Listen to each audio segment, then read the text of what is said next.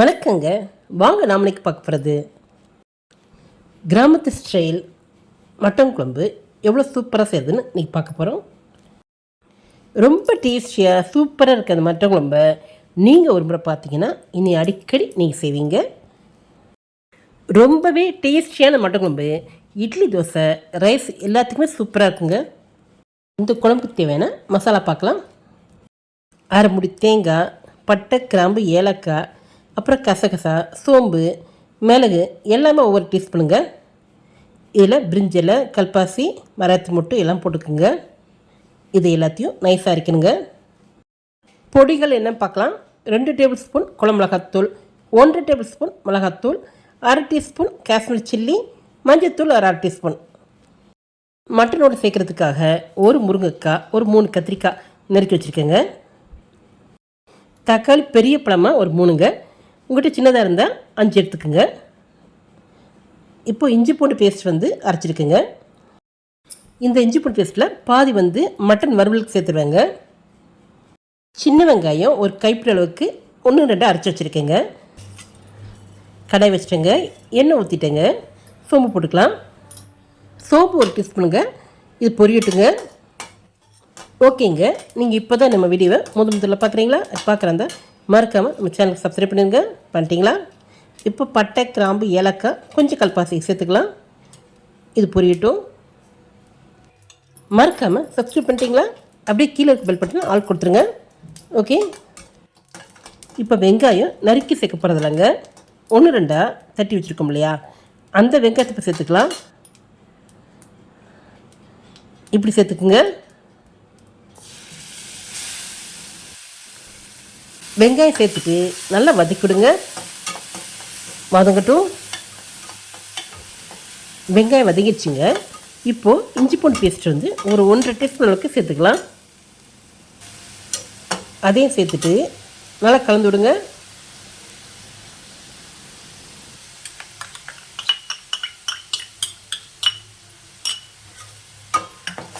இப்போ இதை வதக்கிவிடுங்க.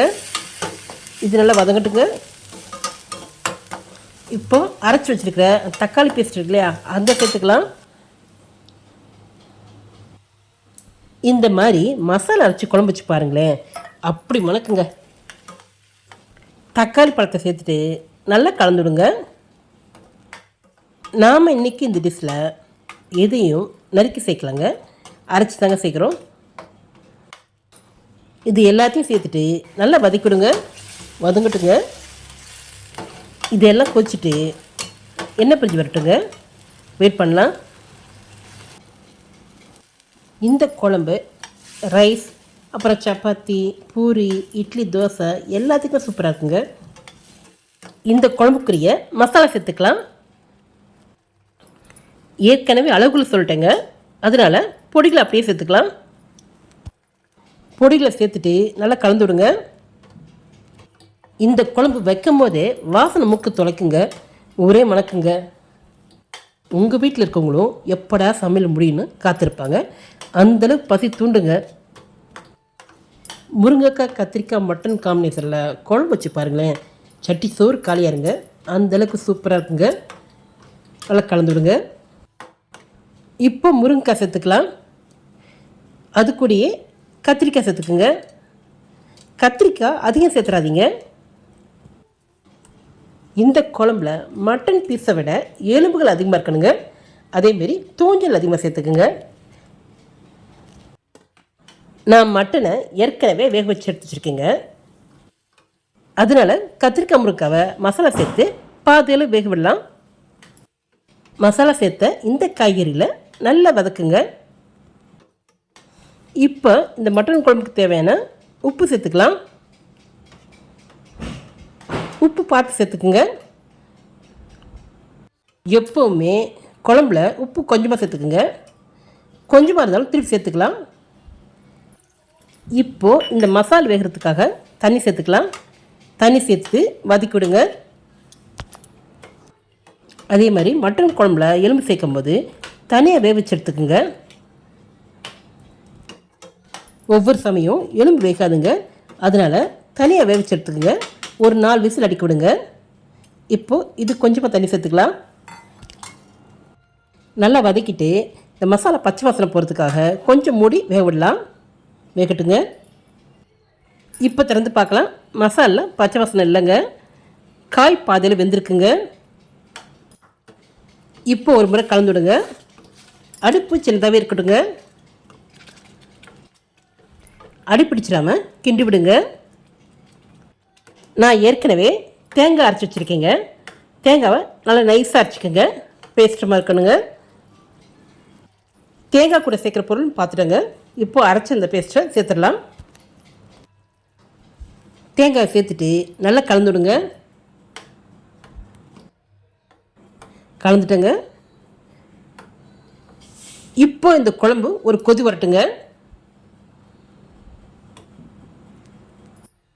உப்பு காரம் எல்லாம் சரியாக இருக்கான்னு செக் பண்ணிக்கோங்க. நான் கூட கொஞ்சம் குழம்பு மிளகாத்தூள் 1 டேபிள் ஸ்பூன் அளவுக்கு சேர்த்துக்க போகிறேங்க. குழம்பு கொதிக்கிறதுக்கு இந்த கடாய் பத்தாதுங்க, அதனால் குக்கரில் மாற்றிட போகிறேங்க. குழம்ப குக்கரில் மாற்றிட்டு வேக வச்சுருக்கிற அந்த மட்டனை சேர்த்துக்கலாம். நான் இந்த குழம்புக்கு மார்கண்டமும் தோஞ்சோல் வாங்கியிருக்கேங்க. இதெல்லாத்தையும் சேர்த்து கலந்து விடலாம். நெஞ்சல் போது சளிக்கும் ரொம்ப நல்லதுங்க. இதுலேயே சூப்பும் கொடுக்கலாங்க. எல்லாத்தையும் சேர்த்துட்டு நல்லா கலந்து விடுங்க. நாம் ஏற்கனவே பாதி உப்பு சேர்த்துருந்தாங்க. இப்போ மீதி உப்பு சேர்த்துக்கலாம். குழம்புக்கு தேவையான எல்லாமே சேர்த்துட்டேங்க. குழம்பு நல்லா கொதிச்சதுன்னா திக்காக வந்துடுங்க. நல்லா கலந்துடலாம். மட்டன் ஏற்கனவே நல்லா வெந்திருக்குங்க. கத்திரிக்காய் வேகணுங்க. கத்திரிக்காய் முருங்கைக்காய் மட்டனோடு சேர்த்து வேகிறதுக்கு ஒரு விசில் விட்டால் போதுங்க. இப்போ குக்கரை மூடிடலாம். விசில் போட்டுடலாம். விசில் வந்துருச்சுங்க. இப்போ திறந்து பார்க்கலாம். மூடியை திறக்கும் போதே அது வாசனை அருமையாக இருக்குங்க. கமகமன் மணக்குதுங்க. குழம்பு நல்ல மணமாக வந்திருக்குங்க. நம்ம தோஞ்சல் சேர்த்துருக்கனால இந்த குழம்பு ரொம்ப டேஸ்ட்டாக இருக்குங்க. எண்ணெய் மருந்து வருங்க. சூப்பராக இருக்குங்க. நல்லா கலந்து விடலாம். குழம்புல கத்திரிக்காய் முருங்கையோட மட்டன் சேர்ந்து ஒரு வாசனை வரும் பாருங்களேன், தூக்குதுங்க. இப்போ இந்த குழம்புக்கு ஒரு தாளிப்பு போடலாம். அது வரைக்கும் குழம்பு கொதிக்கிடுங்க. சின்ன கடாயில் எண்ணெய் ஊற்றிட்டு சோம்பு, சீரகம், வெங்காயம், 2 கருவேப்பிலை சேர்த்து வதக்கிட்டேங்க. இப்போ இதை சேர்த்துடலாம். இதை கலந்து விடலாம். இப்போ குழம்புக்கு வாசனைக்காக மேலாப்பில் கொத்தமல்லி தூவுங்க. சேர்த்துட்டு கலந்து விடுங்க. ஓகேங்க, நம்ம குழம்பு ரெடி ஆகிடுச்சிங்க. சாப்பிட்றதுக்கு ரெடியாக இருக்குங்க. பாருங்கள், உங்களுக்கு பார்த்தாவே தெரியுங்க குழம்பு இவ்வளோ சூப்பராக இருக்குன்னு. நல்லா திக்காகவும் இருக்குதுங்க. நல்ல வாசனை வருதுங்க. ஓகேங்க, நம்ம இன்னைக்கு கிராமத்து ஸ்டைல் சூப்பராக நல்லா வாசனையாக டேஸ்ட்டாக மட்டன் குழம்பு ரெடி பண்ணிட்டாங்க. சூடான சாத்தோடு இந்த மட்டன் குழம்பு சேர்த்து சாப்பிடும்போது அவ்வளோ அருமையாக இருக்குங்க. மட்டனும் பஞ்சு பஞ்சாக வந்திருக்குங்க. ஓகேங்க, நீங்களும் இது மாதிரி சூப்பராக மட்டன் குழம்பு செஞ்சு பாருங்கள். செஞ்சு பார்த்துட்டு எப்படி இருக்குது சொல்லுங்கள். மறக்காமல் சப்ஸ்கிரைப் பண்ணுங்க. இந்த வீடியோ உங்களுக்கு பிடிச்சிருந்தா உங்கள் லைக்ஸையும் கமெண்ட்ஸையும் கொடுங்க. ஃப்ரெண்ட்ஸுக்கு ஷேர் பண்ணுங்கள். இதே போல் மற்றும் ஒரு வீடியோவில் சந்திக்கலாம். நன்றி.